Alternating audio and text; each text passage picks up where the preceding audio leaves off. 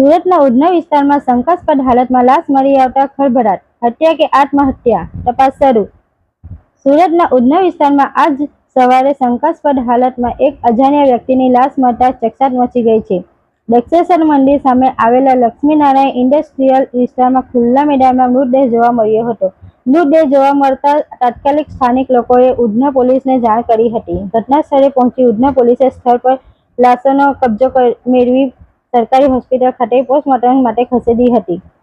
આજે અહીંયા આગળ જે લક્ષ્મીનારાયણ ઇન્ડસ્ટ્રીયલ રોડ નંબર 1 ની બાજુમાં ખુલ્લો પ્લોટ આવેલો છે, ત્યાં આગળ એક ડેડ બોડી મળ્યા બાબતનો કંટ્રોલ મારફતે ઉધના પોલીસ સ્ટેશનને કોલ મળતા તાત્કાલિક અમારી પોલીસની ટીમો અહીંયા આગળ પહોંચી ગયેલ છે.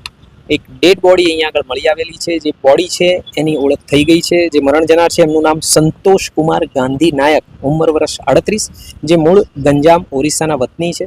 એમની આ ડેડ બોડી છે એમના ભાઈ દ્વારા જાહેરાત કરવામાં આવેલી હતી. હાલ અત્યારે પોલીસની ટીમો પહોંચી ગઈ છે અને જે ડેડ બોડી છે એના ઉપર આગળની પોસ્ટમોર્ટમ અને બીજી કાર્યવાહી ચાલુમાં છે અમારી.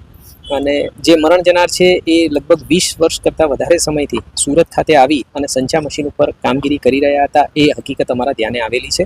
હાલ આ બાબતે અકસ્માત મોત દાખલ કરી અને પોલીસની ટીમ આગળનું ઇન્વેસ્ટિગેશન કરી રહી છે. જે સીસીટીવી કેમેરાસ છે, ડોગ સ્કોડ હમણાં આવી જશે. એ સિવાય અમારું હ્યુમન ઇન્ટેલિજન્સ અને અન્ય જે પણ સીડીઆર એનાલિસિસના આધારે આ શું બનાવ છે એ બાબતે હકીકત તપાસ બાદ સામે આવશે. કઈ હાલતમાં બોડી ગ્રાઉન્ડ ઉપર મળી આવેલી છે અને મેં કીધું એ પ્રમાણે કે એના શરીર ઉપર કેટલીક જગ્યાએ સ્કીન જે છે, ચામડી જે છે એ નીકળી ગયેલી છે અને મોઢાના ભાગે બ્લડ ક્લોટ થયેલા છે, જેથી અમે પીએમ અને ખાસ તો ફોરેન્સિક પીએમ બાદ આ બાબતે વધારે પ્રકાશ પાડી શકીશું.